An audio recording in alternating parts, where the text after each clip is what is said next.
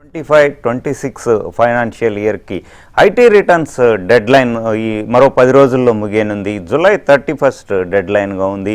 అయితే వేతన జీవులు కావచ్చు, ప్రొఫెషనల్స్ కావచ్చు, ఐటీ రిటర్న్స్ ఫైలింగ్లో ఎలాంటి జాగ్రత్తలు తీసుకోవాలనే అంశాలపై మనతో చర్చించేందుకు ప్రముఖ ఆర్థిక నిపుణులు, చార్టెడ్ అకౌంటెంట్ హనుమాన్లు గారు మనతో పాటు ఉన్నారు. వారితో మాట్లాడదాం. హనుమాన్లు గారు నమస్తే సార్.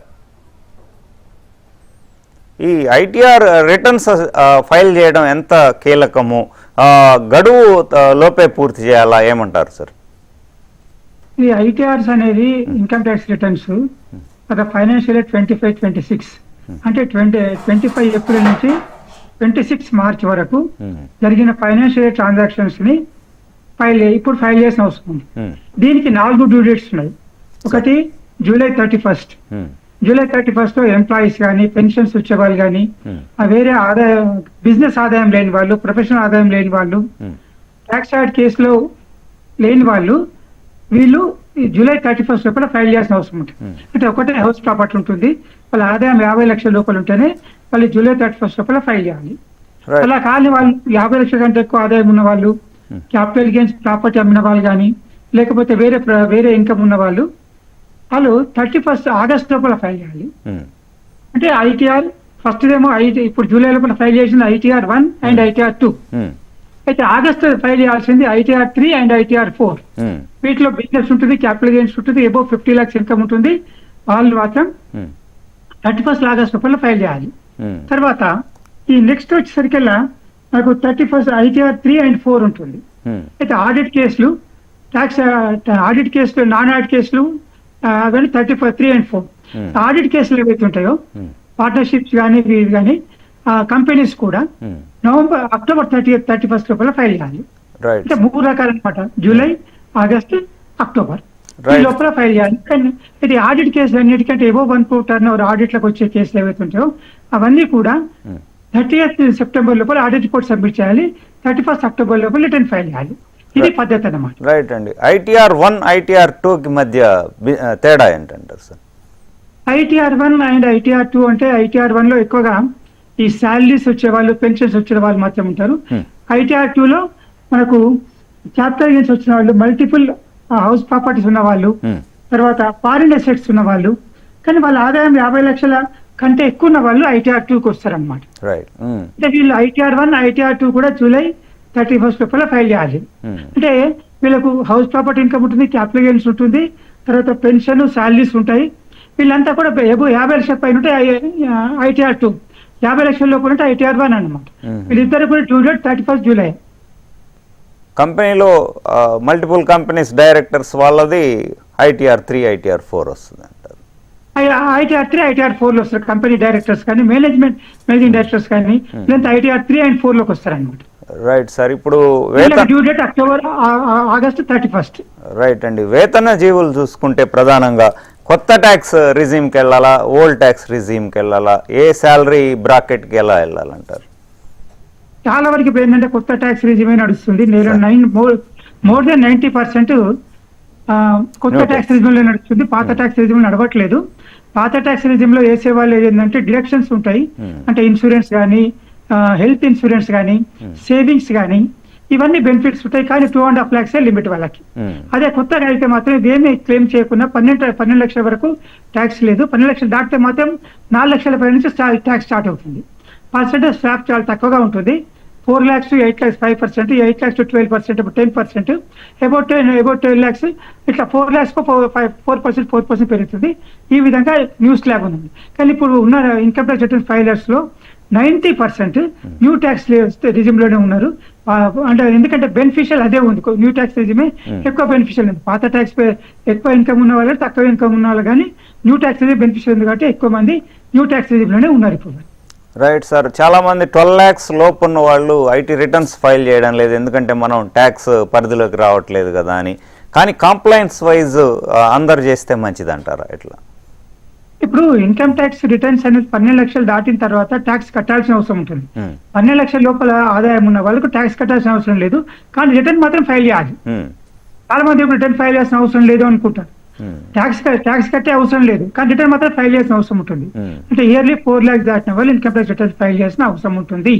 చాలా మంది ఏమనుకుంటే పైన ట్యాక్స్ ఆల్రెడీ TDS అవుతుంది కాబట్టి ట్యాక్స్, చాలా మంది గవర్నమెంట్ ఎంప్లాయీస్ కానీ బ్యాంక్ లో ఇంట్రెస్ట్ వచ్చేవాళ్ళు కానీ డివిడెండ్స్ వచ్చేవాళ్ళు ఆల్రెడీ ట్యాక్స్ కట్టేశాను కాబట్టి నాకు రిటర్న్ ఫైల్ చేసిన అవసరం లేకుంటే, కానీ అలా కాదు.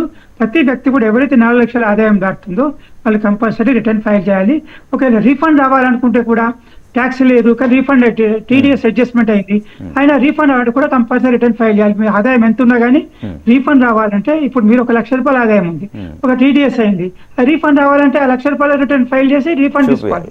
రీఫండ్ రావాలంటే మాత్రం కంపల్సరీ TDS రీఫండ్ రావాలంటే మాత్రం కంపల్సరీ ITR ఫైల్ చేస్తేనే వస్తుంది, లేకపోతే రీఫండ్ రాదు.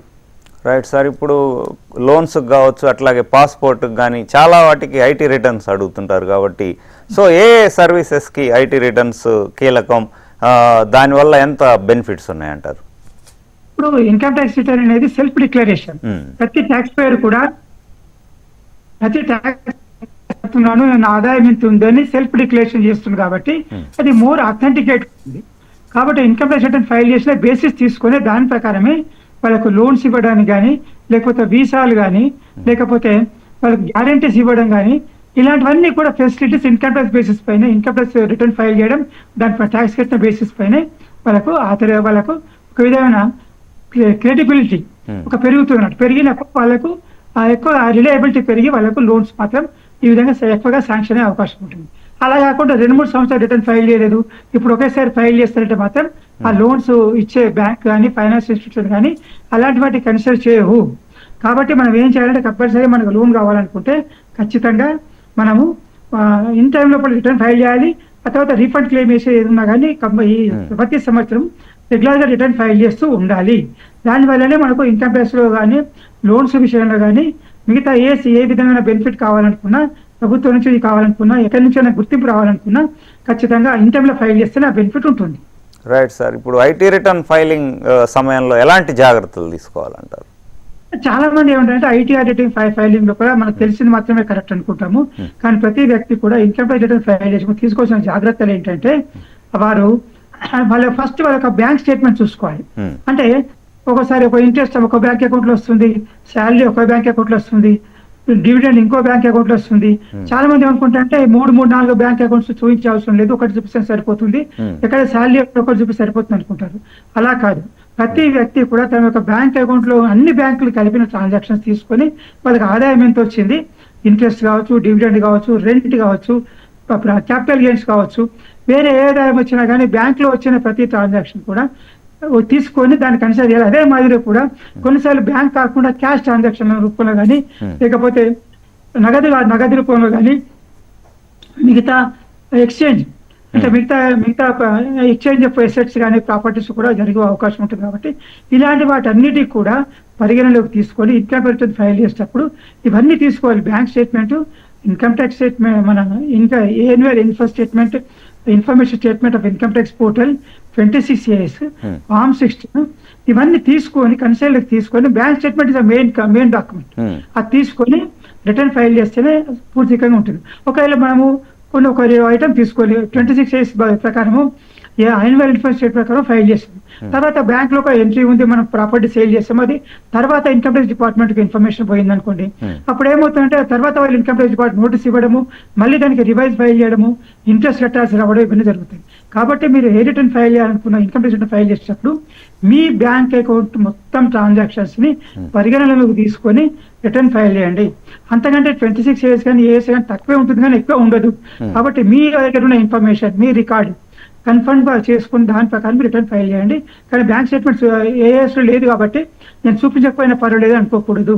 ఏఎస్ లేకున్నా కానీ తర్వాత వచ్చే అవకాశం ఉంటుంది కాబట్టి మీరు ఖచ్చితంగా మీ యొక్క బ్యాంక్ స్టేట్మెంట్ తీసుకొని చేయాల్సింది. ఇంకో విషయం ఏంటంటే చాలా మంది ఈ డిజిటల్ పేమెంట్స్ ఉంటాయి, చాలా మంది డిజిటల్ ట్రాన్సాక్షన్ ఒక అకౌంట్ నుంచి ఇంకో ట్రాన్స్ఫర్ చేయడము, లేకపోతే క్యాష్ అకౌంట్ లో రావడము, యూపీఐ పేమెంట్స్ కానీ, పేటిఎం కానీ, పేపర్, ఇవన్నీ ఎన్నో ట్రాన్సాక్షన్స్ ఉంటాయి. ఇది చాలా మందికి ఏంటంటే ఇది ఎక్కడికి అకౌంట్లోకి రాదు, నేను చూపించాల్సిన అవసరం లేదు అని అనుకుంటారు. అలా కాదు. ప్రతి వ్యక్తి కూడా వాళ్ళ యొక్క డిజిటల్ పేమెంట్స్ అకౌంట్ 20 లక్షల టర్న్ ఓవర్ దాటిందంటే ఖచ్చితంగా వాళ్ళు జిఎస్టీ పరిధిలోకి వస్తారు. కాబట్టి జిఎస్టీ లైసెన్స్ తీసుకోవాల్సిన అవసరం ఉంటుంది. ప్రతి సంవత్సరం 20 లక్షలు దాటిందంటే ఖచ్చితంగా ఒక అకౌంట్ లోపల జిఎస్టీ పరిధిలోకి వస్తే కానీ జిఎస్టీ నోటీస్ తీసుకునే అవసరం ఉంటుంది.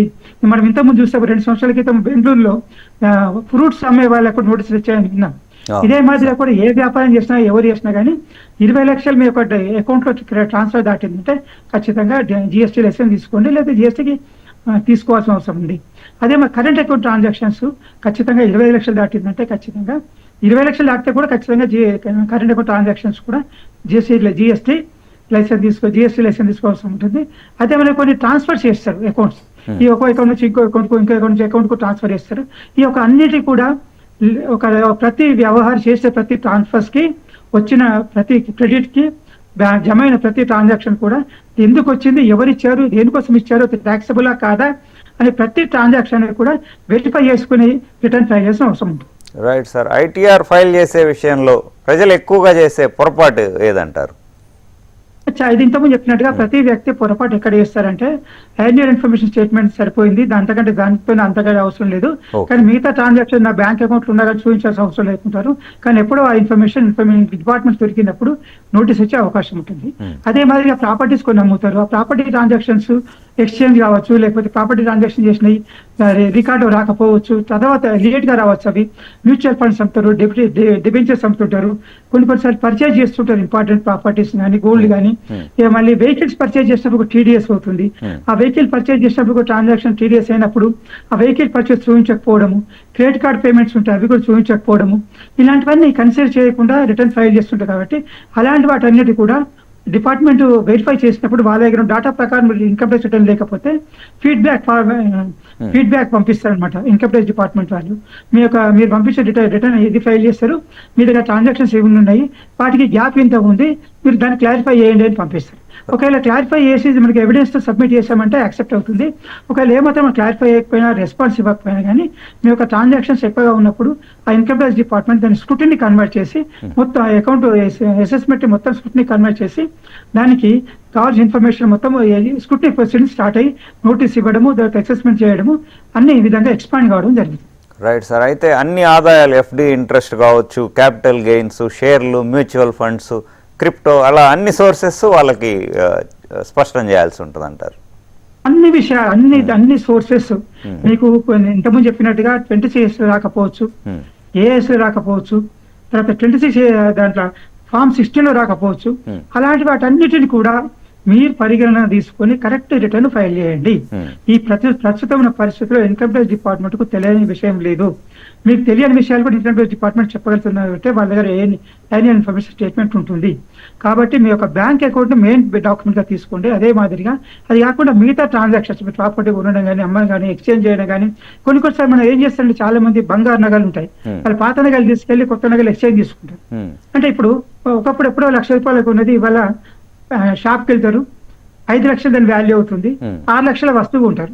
వాళ్ళు ఏమనుకుంటారు 1,00,000 రూపాయలు కొన్నా 6 లక్షలకు 1,00,000 రూపాయలు అమ్మేస్తే 1,00,000 రూపాయలు పాత అయితే అమ్మేస్తాను 6 లక్షలు కొన్నాను కాబట్టి నాకు ట్యాక్స్ లయబిలిటీ ఏం లేదనుకుంటారు. కానీ 1,00,000 రూపాయలు కొన్నది 5 లక్షలకు అయింది. దీన్ని మరి ఎక్స్చేంజ్ చేసి 6 లక్షలు వేరే వస్తువు కొన్నారు కాబట్టి ఈ 4 లక్షల లాభం కూడా క్యాపిటల్ గెయిన్ కిందకి వస్తుంది. కాబట్టి అది చాలా మంది చూపించడం మానేస్తారు, చూపించారు. అది ఒక పెద్ద మిస్టేక్ జరుగుతుంది.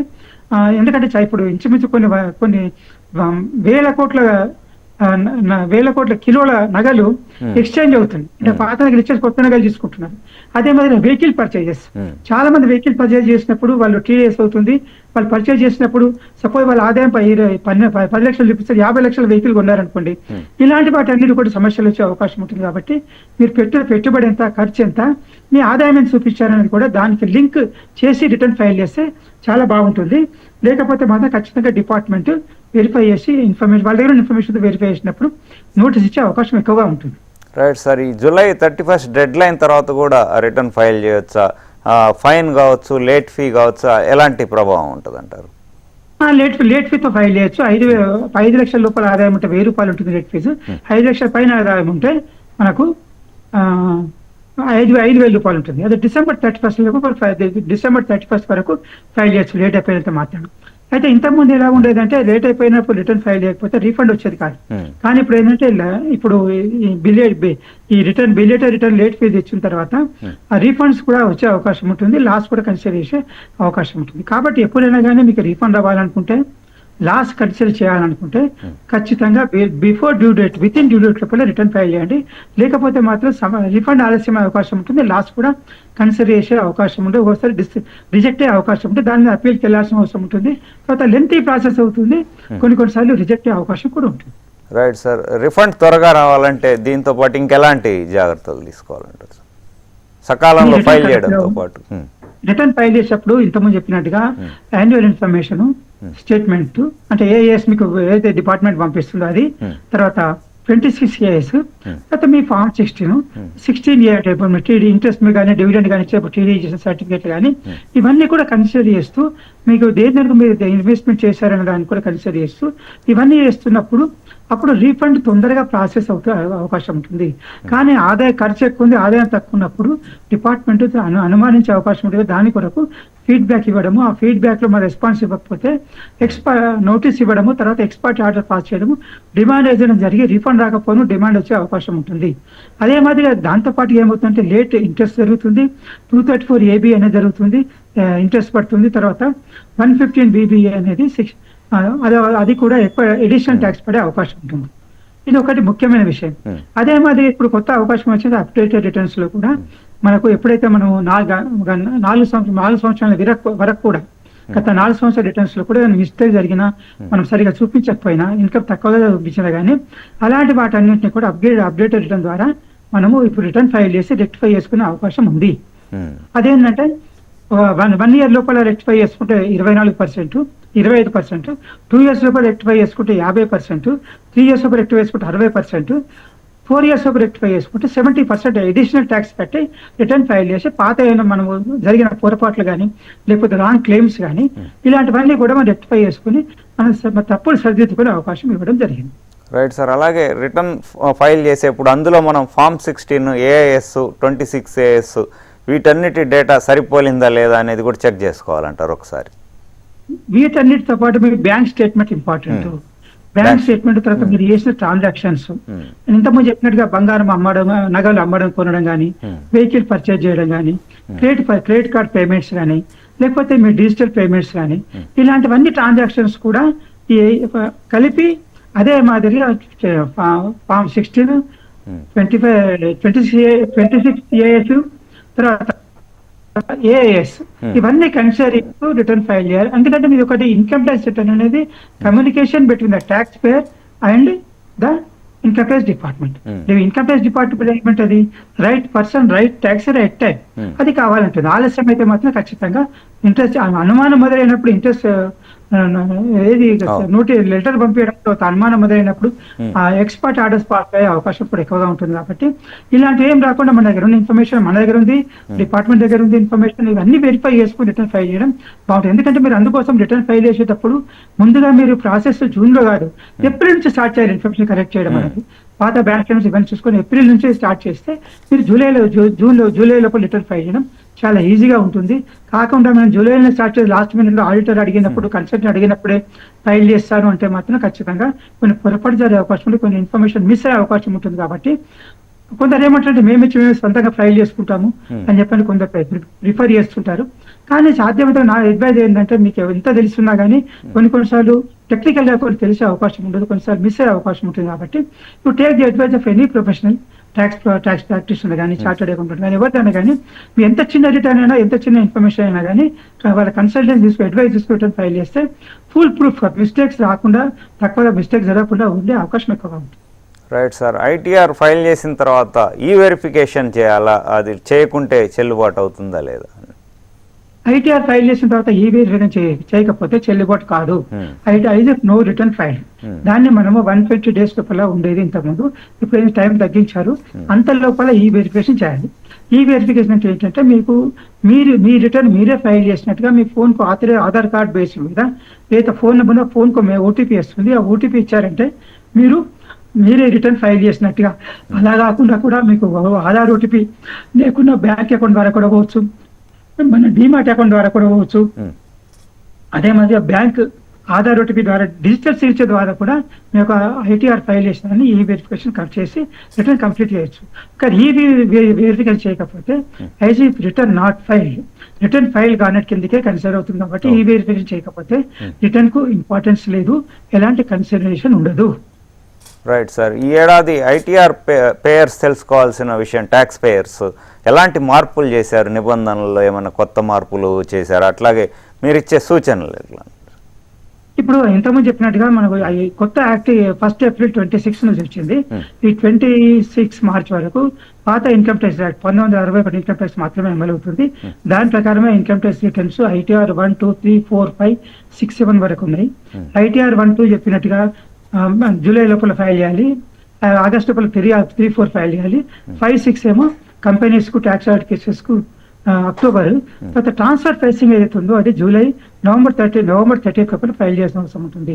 కాబట్టి అమెండ్మెంట్స్ ఏది వచ్చినా కొత్త యాక్ట్ వచ్చాయి కాబట్టి, పాత యాక్ట్ లో పెద్దగా అమెండ్మెంట్స్ లేవు కాబట్టి, మార్పు చేర్పులు లేవు కాబట్టి, పాత యాక్ట్ 2026 మార్చి వరకు ఉన్న యాక్ట్ ప్రకారం రిటర్న్ ఫైల్ చేయాల్సిన అవసరం ఉంటుంది. ఒకవేళ రిటర్న్ టైం లోపల డ్యూ డేట్ లోపల ఫైల్ చేయకపోతే ఇంతకుముందు చెప్పినట్టుగా లాస్ క్లెయిమ్ ఉండదు, రీఫండ్ కూడా ఆలస్యం అవ్వకూడదు, కొన్ని రాకపోయే అవకాశం కూడా ఎక్కువగా ఉంటుంది. ఇంకో విషయం జాగ్రత్త పడాల్సింది ఏంటంటే, ప్రతి వ్యక్తి కూడా నా ట్రాన్సాక్షన్స్ ఎవరు చూస్తారు, ఎవరు చూడరు అని చెప్పని అనుకునే అవకాశం లేదు. ఎందుకంటే ఇప్పుడు ఇన్కమ్ ట్యాక్స్ డిపార్ట్మెంట్ ప్రతి సెక్షన్స్ నుంచి, ప్రతి ఏరియాస్ నుంచి, ప్రతి అడ్మినిస్ట్రేషన్ నుంచి, ప్రతి బిజినెస్ మెన్ నుంచి ఇన్ఫర్మేషన్ పోతుంది మీరేం చేశారనేది. వెహికల్ పర్చేజ్ చేసినప్పుడు టీడీఎస్ చేయడం కానీ, బంగారం కొన్నప్పుడు టీడీఎస్ కానీ, ఇలాంటివన్నీ ట్రాన్సాక్షన్ ద్వారా ఇన్కమ్ ట్యాక్స్ డిపార్ట్మెంట్ పోతుంది. కాబట్టి నేను ట్యాక్స్ తప్పించుకుంటాను పోస్ట్ అని చెప్పనుకుంటే మాత్రం ఖచ్చితంగా ట్యాక్స్ తో పాటుగా ఇంట్రెస్ట్, పెనాల్టీ, తర్వాత కొన్నిసార్లు ఎక్కువ సివియర్ పెనాల్టీ కూడా జరిగే అవకాశం ఉంటుంది. కాబట్టి తప్పించుకునే ప్రయత్నం చేయకండి. ట్యాక్స్ ఎలాగో పర్సంటేజ్ తగ్గింది, స్లాబ్స్ పెంచారు కాబట్టి ట్యాక్స్ తప్పించుకునే ప్రయత్నం చేయండి. Don't try to evade the tax planning చేయండి కానీ ట్యాక్స్ ఎవేజన్ చేయకండి. ఇది నేను ఇచ్చే ముఖ్యమైన సలహా. మీరు ఎట్టి పరిస్థితులు కూడా మీ యొక్క ట్రాన్సాక్షన్ దాచిపెట్టే ప్రయత్నం చేయకండి.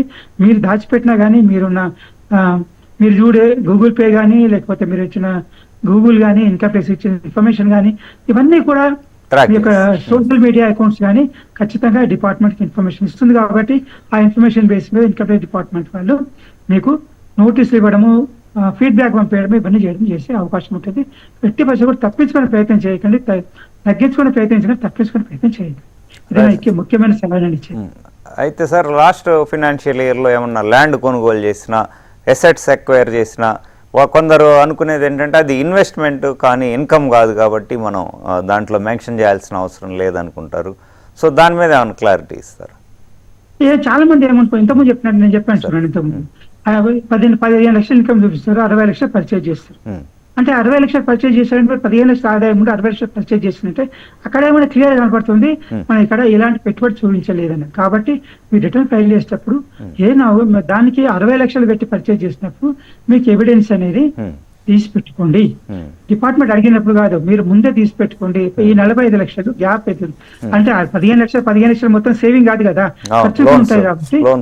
ఖర్చులు కూడా ఉంటాయి కాబట్టి మీకు 60 లక్షలు కనీసం 50 లక్షలు ఎక్కడి నుంచి వచ్చింది అని చెప్పి సేవ్ చేస్తే అప్పుడు డిపార్ట్మెంట్ ఏమంటే మీరు రిటర్న్ ఫైల్ చేయగానే డిపార్ట్మెంట్ ఇవ్వాలన్న ఇన్ఫర్మేషన్ ప్రకారం డిపార్ట్మెంట్ ఒక ఫీడ్బ్యాక్ పంపిస్తుంది. మీరు 15 లక్షల ఆదాయం అని చెప్పారు కానీ 60 లక్షలు మీరు పర్చేజ్ చేశారు, ఇది గ్యాప్ ఎలా ఫిల్అప్ చేశారని అడుగుతారు. అప్పుడు ఏం చేయాలంటే మీ ఇన్ఫర్మేషన్ ఏదైతే ఉందో సపోర్టింగ్ ఎవిడెన్స్ తో పాటు ఆ 50 లక్షల సోర్స్ ఎవిడెన్స్ ప్రొడ్యూస్ చేశారంటే డిపార్ట్మెంట్ అంతకే ప్రొసీడింగ్స్ ఆపేస్తుంది. లేకపోతే ఒకవేళ మీరు పంపించిన ఎవిడెన్స్ సాటిస్ఫై కాకపోతే అప్పుడు మళ్ళీ నోటీస్ ఇవ్వడము, తర్వాత మళ్ళీ మనకు ఇన్ఫర్మేషన్ ఇవ్వడము, ఇవన్నీ స్క్రూటినీకి కన్వర్ట్ చేయడము, ఇలాంటివన్నీ జరిగి తర్వాత అసెస్మెంట్ కంప్లీట్ చేసే అవకాశం ఎక్కువగా ఉంటుంది.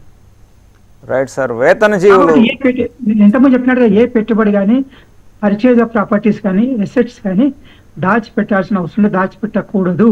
దాని సపోర్టింగ్ ఎవిడెన్స్ మన దగ్గర ఉంచుకోవాలి.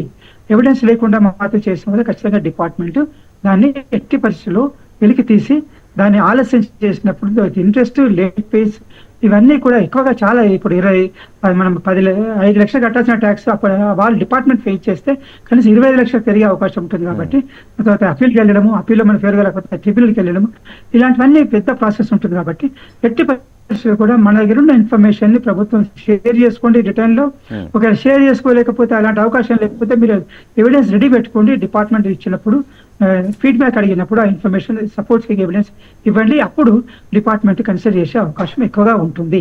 Right sir, thank you very much. IT returns filing విషయంలో అన్ని విషయాలు సమగ్రంగా చర్చించారు. Thank you very much business pulse ఇంటరాక్షన్లో పాల్గొన్నందుకు. ఇది హెచ్ఎం టీవీ బిజినెస్ పల్స్ ఇంటరాక్షన్. చూస్తూనే ఉండండి.